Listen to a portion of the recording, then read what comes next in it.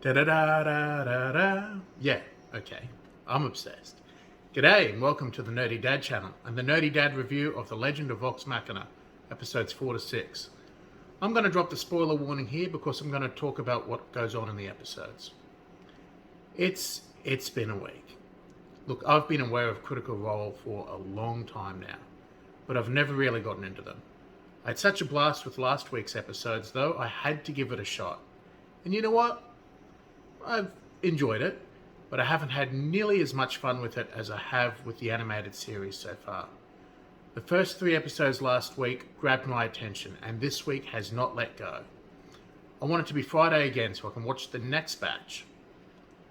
The 3rd episode ended on a cliffhanger, with guards surrounding Vox Machina, and I really wanted to know how they were going to get out of that.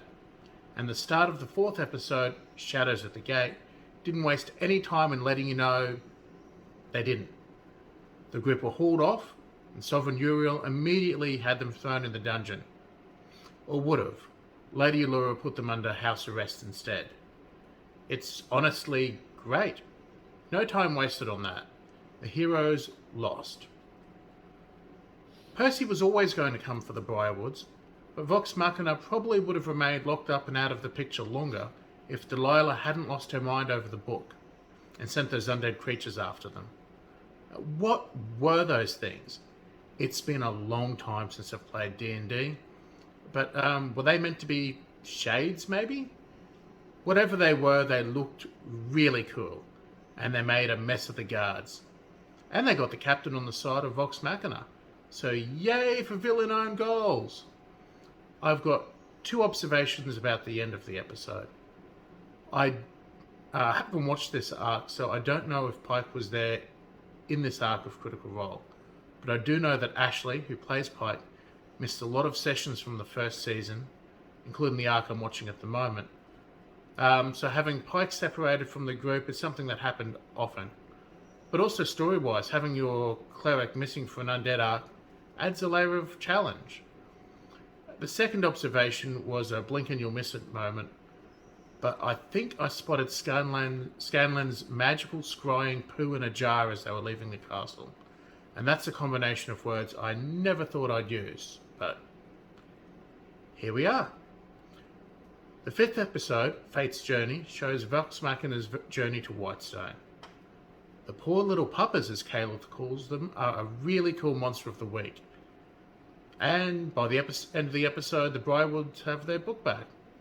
Oh yeah, there's also a romance building between Vax and Caleb that Vex doesn't approve of. And then they get to Whitestone. Surprise, surprise, it's not how Percy remembers it. Now, a land that was taken by force and is still ruled by force by a pair of vampires is not exactly going to be a great place to live. But even then, I was shocked by the family hanging from the tree. I honestly thought the Briarwoods, given what they are, were having them for dinner, but somehow using them to send a message felt even worse. Maybe because I wasn't expecting it. And the look of those giants, I don't know if they were meant to be undead as well or just horrific, but those giants are not something you wanted to be caught by. And I suppose that goes double if you've seen your analogues hanging in the center of town. Last episode of the week, Spark of Rebellion begins with a resistance cell getting found out, and their leader, among others, getting captured. It then shifts to Vox Machina, still looking at the macabre sight of their doppelgangers hanging from the tree. They find Keeper Yemen, and she ropes them into rescuing the leader of the resistance and joining the rebellion.